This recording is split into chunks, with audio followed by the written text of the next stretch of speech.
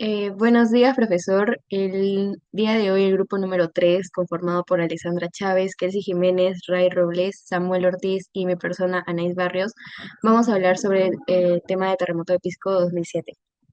Perú está ubicado en el cinturón de fuego del Pacífico. Es un país con altísima actividad sísmica, pero producto de la subducción de la placa de Nazca bajo la sudamericana. Esta convergencia tectónica genera periódicamente sismos devastadores, siendo el terremoto de Pisco 2007 el foco de este estudio.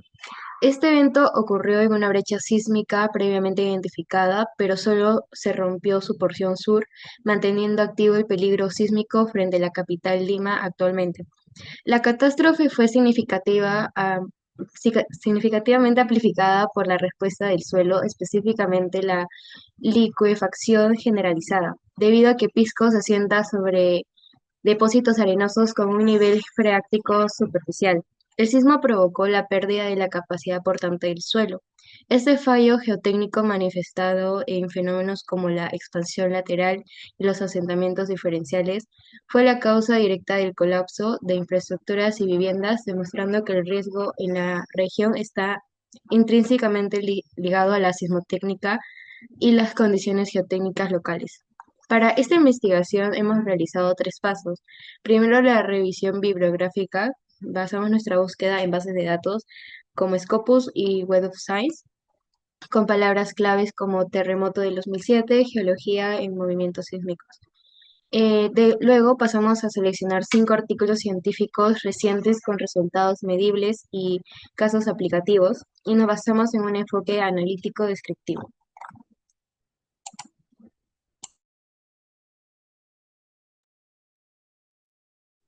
En la sección de resultados, el análisis del terremoto de Pisco 2007, con una magnitud momento entre 7,9 y 8, permitió confirmar la interacción de varios factores que explican la magnitud del daño observado. En primer lugar, se consideró al sismo como un activador geotécnico. Este fue un evento de subducción interplaca de larga duración, con una sacudida intensa que se mantuvo por más de 2 minutos y un proceso total de ruptura de aproximadamente 3 minutos y medio. La ruptura fue compleja, con dos diferentes frentes principales. El segundo pulso, conocido como R2, fue el que liberó la mayor cantidad de energía. Además, este evento se originó dentro de una llamada laguna sísmica, una zona que no había liberado energía desde los sismos de Lima en el 74 y del de Nazca en 1996. En segundo lugar, se identificó que el suelo como causa principal del colapso, es decir, post-desastre se realizaron estudios que demostraron que la destrucción generalizada se debió a la licuefacción del terreno. La ciudad de Pisco se asienta sobre depósitos cuaternarios, dentro de ellos aluviales, eólicos y marinos, con predominio de arenas limosas sueltas. A todo esto se le suma una napa freática muy superficial, registrada a menos de 1 metro de profundidad en sectores como Tambo de Mora. La combinación de estos suelos arenosos y saturados y la vibración prolongada hizo que el suelo perdiera su resistencia al corte, comportándose así como un fluido, lo cual ocasionó el colapso de gran parte de las edificaciones. Siguiendo con la evidencia directa de daños geotécnicos, la investigación confirmó que el factor dominante en la catástrofe de Pisco no fue solo la vibración sísmica, sino la falla generalizada del terreno por licuefacción. Este fenómeno provocó la pérdida de la capacidad portante del suelo. Al perder su rigidez y comportarse como un fluido, el suelo dejó sin sustento a las estructuras. El resultado fue el hundimiento, el giro y el colapso de cimentaciones. La manifestación física más clara de esta falla fue la eyección de volcanes de arena en numerosas áreas urbanas y rurales. Además, la licuefacción causó la expansión lateral. Este movimiento horizontal masivo del suelo licuado tuvo consecuencias críticas en la infraestructura. Por ejemplo, destruyó y desestabilizó el Puerto General San Martín y generó y desniveles de hasta 1,5 metros en la carretera Panamericana Sur, aislando así a la población. Y por último, respecto a la correlación del daño, nuestro análisis buscó validar la relación entre estos hallazgos y las condiciones geológicas preexistentes.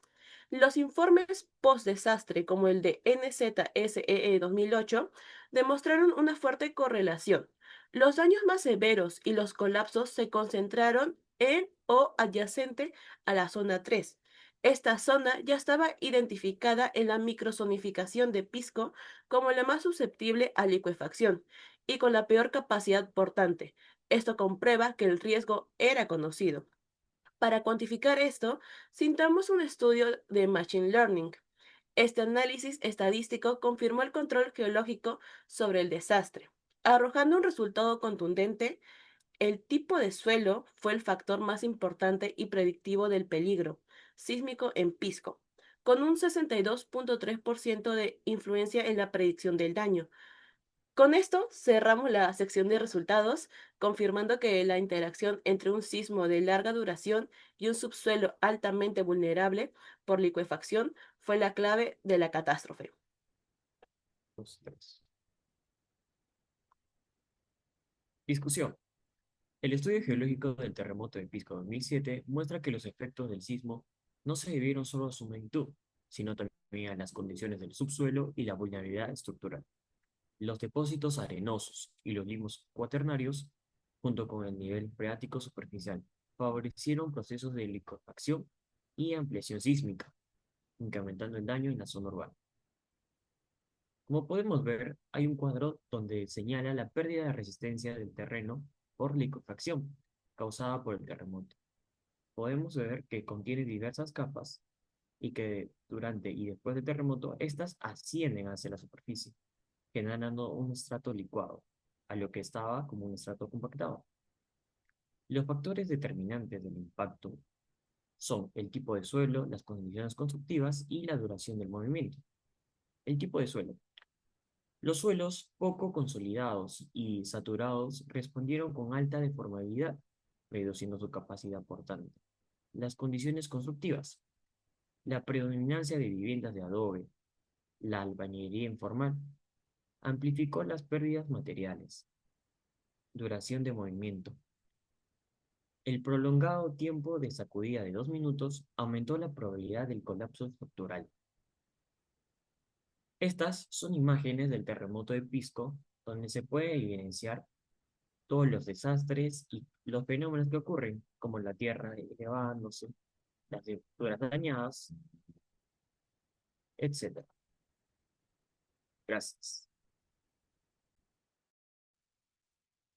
Bueno, ya pasando a las conclusiones de los artículos analizados anteriormente, se determinó en este caso que el terremoto de Pisco del 2007, con una magnitud ya antes mencionada, la verdad, por mis compañeros, fue una de las catástrofes más destructivas de la historia reciente del Perú. Sin embargo, su gravedad no puede explicarse únicamente por la magnitud del sismo, sino también por la interacción crítica de cuatro factores geotécnicos y estructurales que en este caso actuaron simultáneamente y potenciaron dichos efectos. En primer lugar, el sismo tuvo una duración inusualmente larga, de aproximadamente 210 segundos. En este caso, lo que significa más de 3 minutos de movimiento continuo del suelo. Este factor prolongó la exposición de las estructuras de las fuerzas sísmicas, lo cual las debilitó progresivamente. Luego, pasando al segundo factor, los suelos arenosos sueltos característicos de la zona, en este caso, facilitaron la pérdida de resistencia durante el movimiento, lo que permitió que el terreno se comportara como un fluido. Ya en el tercer factor fue la napa freática superficial, es decir, la presencia de agua a poca profundidad bajo el suelo, que al mezclarse con las arenas sueltas generó condiciones ideales para la licuefacción. Un fenómeno en donde el suelo realmente lo que pasa es que pierde la capacidad de soportar cargas, básicamente. Y bueno, ya terminando el último y cuarto factor, fue la alta vulnerabilidad de las construcciones. Muchas de ellas, en este caso, realizadas con adobe, un material tradicional que se conoce bastante, no solo por su economía, sino también por lo poco resistente que es a las vibraciones sísmicas. En este caso, este fue el proceso geológico más destructivo, presencialmente por la licuefacción generalizada del suelo, la cual provocó asentamientos, inclinaciones y colapsos de edificaciones, especialmente en la zona 3. Por ello, las acciones preventivas más efectivas son, en este caso, la mejora de suelos mediante técnicas de densificación o drenaje y la fiscalización del cumplimiento de los códigos de construcción. Solo a través de una adecuada planificación, control y educación técnica se podrían evitar desastres como los del terremoto de Pisco se vuelvan a repetir, provocando las mismas consecuencias, devastadoras, claro. Muchas gracias.